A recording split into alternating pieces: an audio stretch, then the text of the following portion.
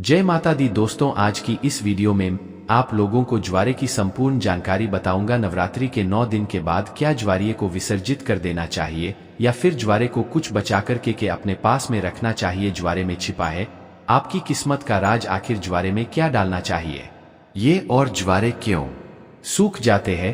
क्या ज्वारे का पत्ता खाने से धन संपदा की प्राप्त होती है, सुख प्राप्त होता है?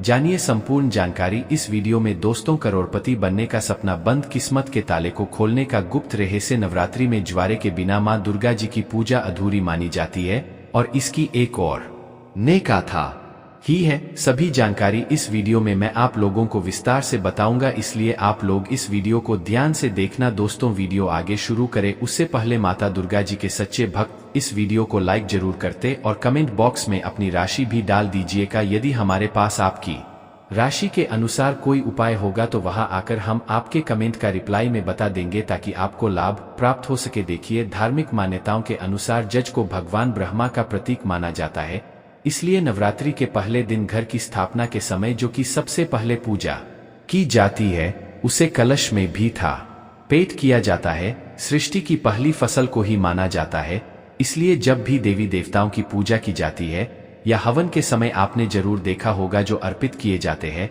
साथ ही यह भी कहा जाता है कि जो अन्य ब्रह्मा के साथ परमान है और अन्य का हमेशा सम्मान करना चाहिए, इसलिए पूजा में का इस्तेमाल भी होता है। इसलिए लोग ज्वारे होते हैं। नवरात्रि में बोई जाने वाली ज्वारे से आप अपना भविष्य भी जान सकते हैं।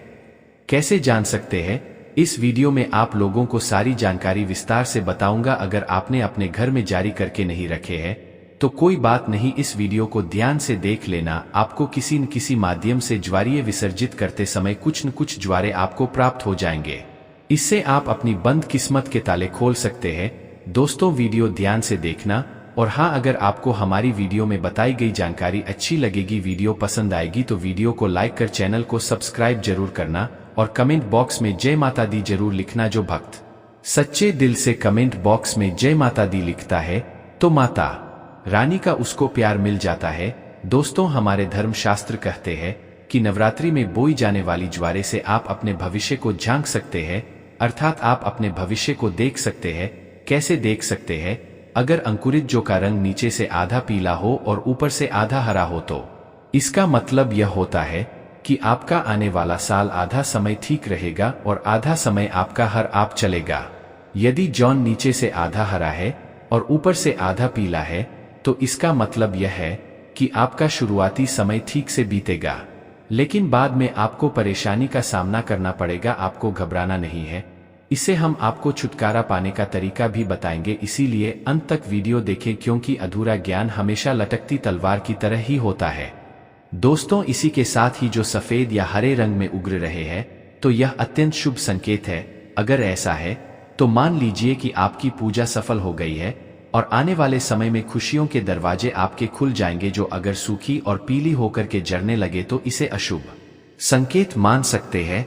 ऐसे में आप जो है माता दुर्गा जी से अपने कष्टों और परेशानी को दूर करने के लिए प्रार्थना कर सकते हैं या फिर बुद्ध का बीज मंत्र जैसे धूम दुर्गा नंबर। दोस्तों, इस मंत्र का 108 बार हवन करके आहुति दे सकते हैं, इससे आपको अत्यंत लाभ मिलेगा और माता रानी से प्रार्थना कर सकते हैं। जो ज्वारे होते हैं यह बहुत ही पवित्र चीज है, इसे आप साधारण मत समझना। वैसे माया रानी करुणा में है, वह अपनी संतान और अपने लाल को सदैव माफ कर देती है। ज्वारे को साक्षात नौ दुर्गा का स्वरूप माना जाता है, ब्रह्मा का स्वरूप माना जाता है। चलिए, इस वीडियो में मैं आप लोगों को बताने का प्रयास करूंगा कि अब सवाल यह उठता है कि नवरात्र में द्वारिका क्या करें, क्या विसर्जन कर दें या इसे घर में रहने दें। तो धार्मिक मान्यता कहते हैं कि ज्वारे को घर में रखना शुभ माना जाता है, लेकिन इसको रखने के पीछे एक निश्चित निर्धारित समय रहता है। इसी निर्धारित समय में ज्वारे की सेवा करके जल में विसर्जित कर देना चाहिए।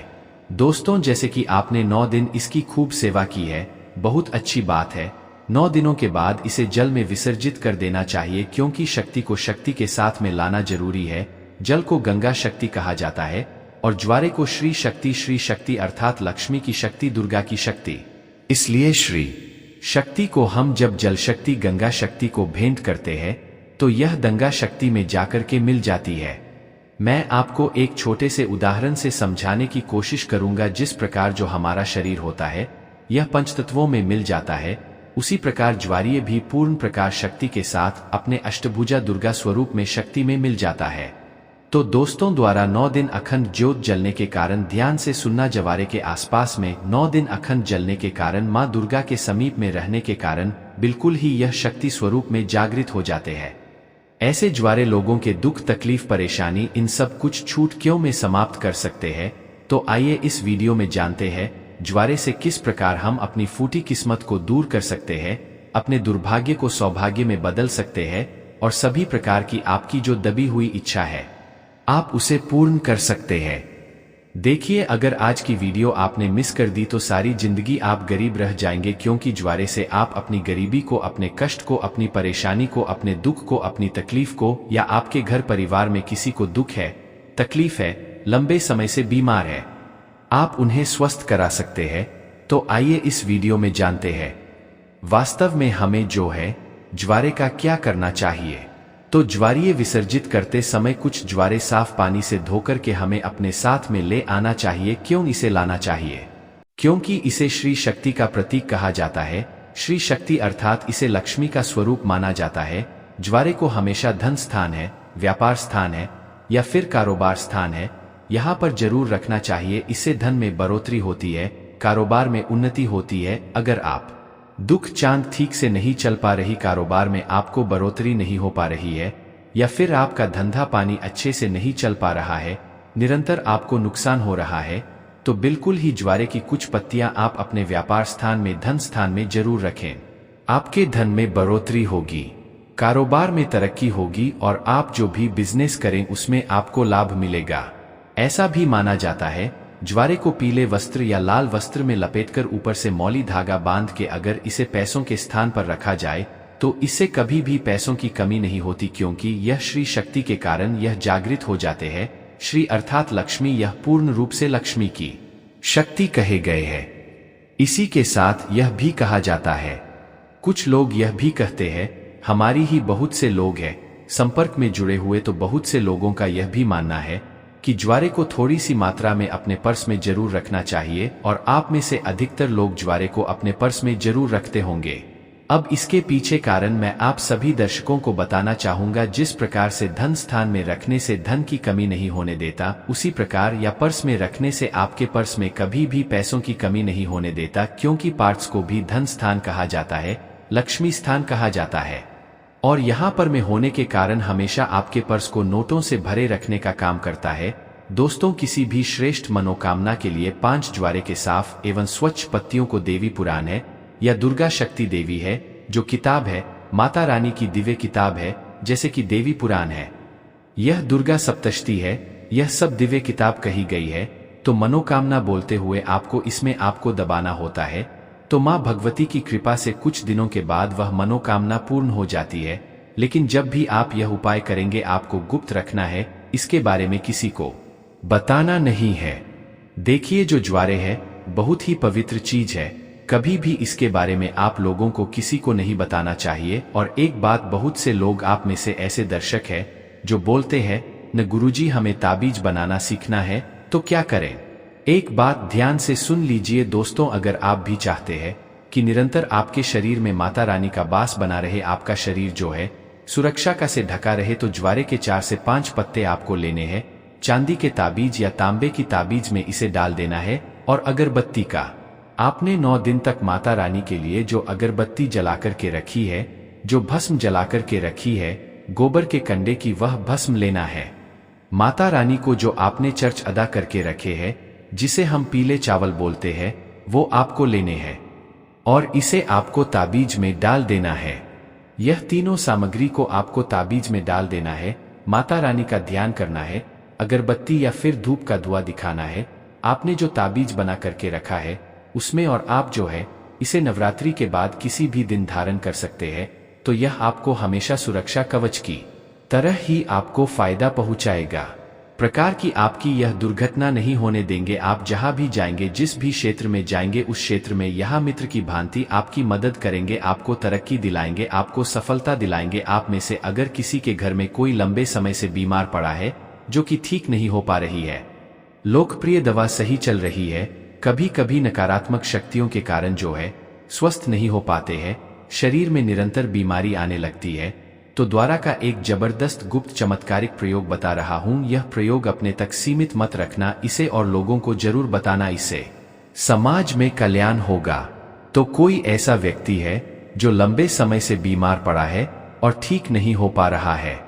ऐसे व्यक्ति को ज्वारे की कुछ बूंदें ध्यान से सुनना। ज्वारे को अच्छी तरीके से पेश करके कुछ बूंद आपको निकालना है और इस रस को नाक के माध्यम से, अगर बोलने में समर्थ बाद ही पड़े है दोस्तों, सांस बस चल रही है, तो अगर नाक में कुछ बूंद डाला जाए तो ऐसे व्यक्ति कुछ दिनों के बाद स्वस्थ हो जाते हैं। और जिनका स्वास्थ्य अच्छा चल रहा है, अच्छे है, स्वस्थ है, लेकिन बीमारी ठीक नहीं हो पा रही है, अर्थात स्वस्थ का मतलब ऐसा है कि बोलने फिरने में जो समर्थवादी हमारी से, तो ऐसे व्यक्ति को जो है आप यह 1 या 2 चम्मच की मात्रा में ज्वारे के निकले हुए रस को आपको 2 टाइम सुबह और शाम में माँ भगवती का ध्यान करते हुए, का काली का ध्यान करते हुए, माँ आदिशक्ति, माँ जगदम्बा का ध्यान करते हुए आपको पिला देना है। बिल्कुल ही ज्वारे में पूर्ण रूप से ब्रह्मा एवं माँ आदिशक्ति की शक्तियां समाहित होती है। इसे पिलाने के बाद आप देखना, इसे लगातार 5 से 7 दिनों तक पिला देना दोस्तों। खाट पर पड़ा इंसान भी स्वस्थ हो जाएगा और चलने करने के लायक बन जाएगा। इसलिए मैं आप लोगों को बोलता हूं कि हम जितनी भी सामग्री अपने घर घर में नवरात्रि के समय रखते हैं, माता रानी को प्रसन्न करने के लिए, चाहे आप ज्वारे ले लीजिए, चाहे जूट की बात ही ले लीजिए, चाहे भस्म ले लीजिए, चाहे आप जौली लीजिए, यह सब किसी न किसी काम जरूर आते हैं दोस्तों। हम सब इसे न में विसर्जित कर देते हैं, यही हमारी सबसे बड़ी मूर्खता है। नदी में विसर्जित करना चाहिए, ऐसी कोई बात नहीं है। आप नदी में इसे बेशक विसर्जित करें, लेकिन इसकी कुछ मात्रा हमें अपने पास नहीं बचा करके रख लेना चाहिए, क्योंकि यह माता रानी का प्रसाद होता है। और निकट भविष्य में जब हमें कोई परेशानी आती है, इसी को भूत बाधा लग गई है, तो ज्वारे की कुछ बूंदे इसका रस निकाल करके नाक में 1 से 2 बूंद तक का देने से भूत तत्काल छोड़ देता है दोस्तों, नकारात्मक शक्ति भाग जाती है। तो इन सारी चीजों को हमें कुछ न कुछ आता में बचा करके जरूर रखना चाहिए। आगे चलकर के यही हमारे लिए माता का वरदान साबित होता है, यह देवी का ही आशीर्वाद होता है। इसलिए कभी भी इसे पूर्ण रूप से विसर्जित नहीं करना चाहिए। इसका कुछ अंश हमें, जैसे कि 1 साल में नवरात्रि आते हैं, शारदीय नवरात्रि 1 साल में ही आते हैं। चैत्र नवरात्र को शारदीय नवरात्रि, 2 गुप्त नवरात्रि होते हैं, 4 नवरात्रि होते हैं। तो नवरात्रि आने तक इसे हमें अपने लिए बचाकर रखना चाहिए।